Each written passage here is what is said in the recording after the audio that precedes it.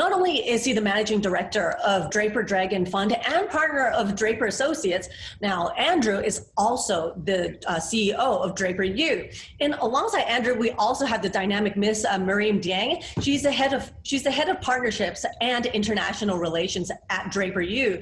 And today she will talk about the benefits and the reason why early stage startups in Asia should explore Draper U's network as well as the offerings. But before we do that now, let me just jump with some of the questions I have for Andrew. So Andrew, so for the question that I have, I know that you have over a decade of experience in terms of being a researcher, an investor, investment banker, and a leader in a high technology space. Now, what are some of the moments that you've came across in your experience, of course, that you really felt that it had an impact on you? Can you share that with us, please? Yeah, I think as I reflect upon the many great company I've worked with, and many of them didn't make it, but a handful of them made it.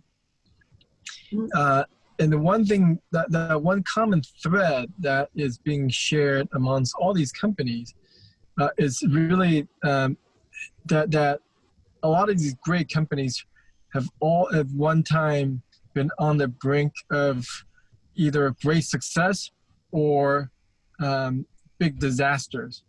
And what I mean is that many of these companies, before they went on to do big things, they almost, for one reason or another, one time or another, almost run out of money, having to fold. So there's always that excitement or volatility in startup industry. And that when I reflect upon that, it's quite memorable to me. In each case, the founding team, the kind of sacrifice they have to make for them, their team, and also their family. Right, and it's that tenacity as well, as you just mentioned. Now, I also know that, with a little bit of, I've done some homework on you, and Draper Dragon has actually invested in some of the very established industries, such as hardware, and there's healthcare, and also in the emerging tech startups, such as those with blockchain and sustainability solutions. The investments strategy seems to be like in with the new, but is not exactly like out with the old. What's a common factor in terms of, a quality or experience that's shared by founders that you've backed before? Yeah, I think the two most important things we look for are large market with people who are committed and are capable of changing that market. I think if we look at the various industries, let's take one technology, for example, the internet.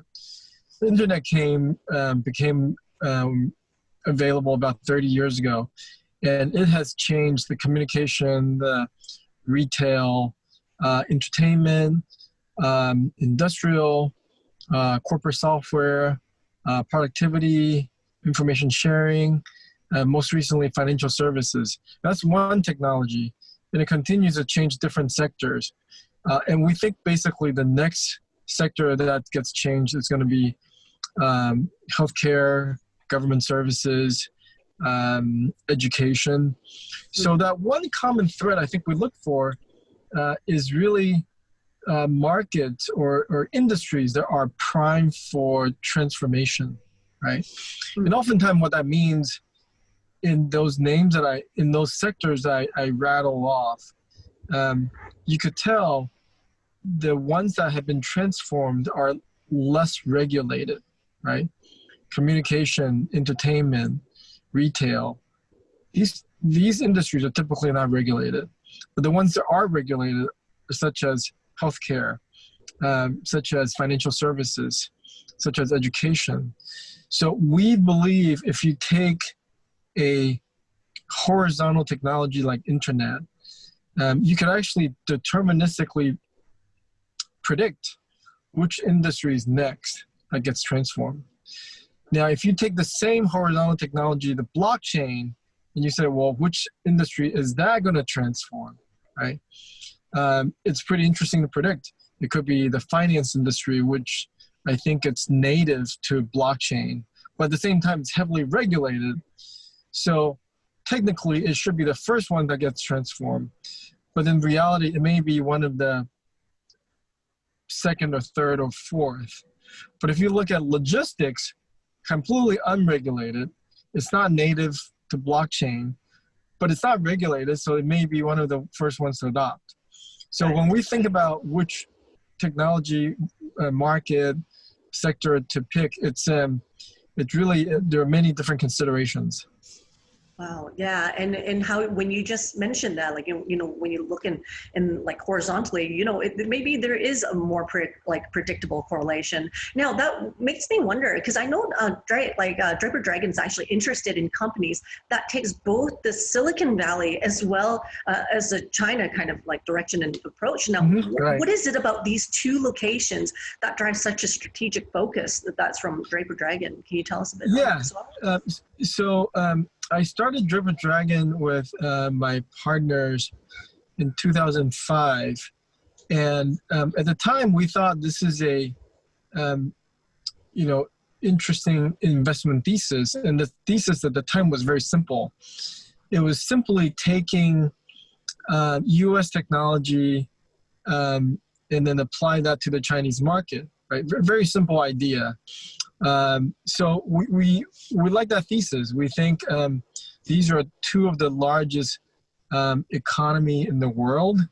There's in the last 4 years in the current administration, there's a lot of talk of decoupling the two supply chain, and you'll probably see some of that. But fundamentally, we do believe the kind of things we're looking at are beyond the traditional supply chain. I think we're talking about more of a intellectual property supply chain. What are some of the things U.S. and Chinese companies could collaborate and solve global humanity problems, right? Such as, for instance, I'll give you an example of the coronavirus. You might be working on a new drug that is jointly sort of collaborated between the Chinese and American company that are respectively the leader in their industry and working together to solve a problem for the humanity. So we kind of like that, the idea of coupling the two large economies together into almost one contiguous market. Even though there are cultural differences, I do think young people of the next generation, they have more in common simply due to their age, right? So an 18-year-old Chinese girl and an 18-year-old American girl, they may have different culture, right? But they use the same iPhone or Android phone, and they actually would have more in common with each other compared to somebody of this a different age group but in the same country. So I do think that makes us very interested and continue to be interested, even more so than when we originally started investing in 2005 of combining these two markets, right? Because I think after 15 years of IT revolution, these two consumer groups actually have come closer than 15 years ago. I completely agree with that. And there's actually the second part to that question that I was asking. I know, considering these two markets are so, like, as you said, they're kind of competing and they're competing head to head. There's a cultural difference. How does that influence your investor outlook? So they're competing because it's one contiguous market. It become one market, right? Or I should say it's not completely one market yet, but it's closer to being one market today than 15 years ago. 15 years ago, completely separate markets, right? Today, a good app like TikTok, it'll compete with a good app in the US, right? And we kind of like it because we feel like that is our advantage, right? 15 years ago, I could find the best Chinese company back then, dominate the Chinese market, and be successful. And I could be part of the Silicon Valley team find a Silicon Valley player, best player here, back them, and then dominate, and that'll be the end. But today, you can't just look at what is inside US, what is inside China. You have to look at both sides. And I feel like we're probably one of the handful of teams around the globe that have equal presence on both sides of the Pacific. And that gives us quite a competitive advantage, both in terms of decision-making, investment acumen, as well as serving the portfolio companies of ours from a business development point of view. Right. Fair enough. Fair enough. Thank you so much for that. Now, I'm actually going to move on to Mareme's questions, because I actually have a few questions for her. So everyone kind of listen up with me. Now, I know Mareme, as an alumna of Draper University and also someone who has also worked closely with this entrepreneurial program, what are some of your thoughts about, say, formal education as an ecosystem enabler for entrepreneurs? What's your take on that? Well, I think that for a lot of it, as Andy said, Draper is an ecosystem that's unique on its own. And there are a lot of ways in which entrepreneurs, both as kind of interacting directly with the entrepreneurs from the Draper ecosystem, but also the entrepreneurs who come through these programs, have the ability to not only meet people who come from all over the world, but also be able to tap into their potential facing investors who care about them as founders. And I think that because of that strength that we have as an ecosystem, we're very different from any type of formal entrepreneur education, because we do have kind of these two great wavelengths of development, which is people and businesses. And that has proven to really kind of bear its fruit. So for myself, going through the program itself, I think that a lot of it really does develop you as an individual. So you're actually able to tap into your potential no matter what you're going to end up doing.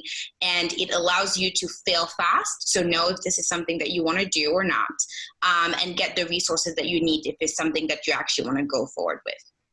Now, I also know that you're the head of international partnerships and relations. Can you tell us, like, what impact do you think international collaborations have in terms of creating a responsible and relevant education framework? And does this change how entrepreneurs estimate the scope of their startup's impact? So it's kind of like two parts. Well, it's absolutely critical. So building these international collaboration is critical because, like Andy actually mentioned earlier, nowadays people have more in common than their just physical limitations. So across the globe, because of the access of internet and technology, we are able to see that people have similar needs, and that these young companies that are coming up need to be able to address those needs on a global scale. So within our program, we actually have had now entrepreneurs that came from 76 different countries, because international collaboration has always been at the foremost of the way that we approach entrepreneurship, for two reasons. The first one being that we want our entrepreneurs to be able to see a global scope when it comes to how their solutions can actually have an impact. And then the second reason is that these entrepreneurs need to be able to build relationships all across the world. And the only way they can do that is when they are actually set in a frame that allows them to do so. Before we wrap up, I just want to say congratulations, virtual round of applause. I know Jumpstart has actually announced today that Draper U and Jumpstart have engaged in the MOU to be a partner, supporter, and an evangelist for Draper U in Hong Kong. So I just want to say congratulations and thank you, and virtual round of applause, everyone at home. Thank you once again for being with us today. Thank you so much, Andrew and Mareme. I'm sure a lot of you were just listening at the same time as me. There's a lot to learn from their conversation. And I think Andrew actually has a good point. Because of the internet and the ease of things, a lot of us are getting a lot closer than we thought we are, which is a good thing. And then for Mareme, yes, they do have an ecosystem where it's a safe environment for us to quote unquote fail early. So I think that's definitely something to look forward to. Now, moving on, today, Jumpstart, as I mentioned, is very happy to announce that, as I mentioned this morning, I'll say it one more time, is that Draper U and Jumpstart have engaged in an MOU to be a partner, supporter, and evangelist for Draper U that is here in Hong Kong. So everyone, please take a look at the slide. And I'm sure the ones who just came in probably didn't see it earlier. So please do screen capture this. This is the email for local inquiries about Draper U. So of course you can contact Jumpstart at info@jumpstartmeg.com with the subject line Draper U, or contact Draper U directly and let them know that you are part of the Jumpstart network. Jumpstart would be more than happy to tell you more about this wonderful program.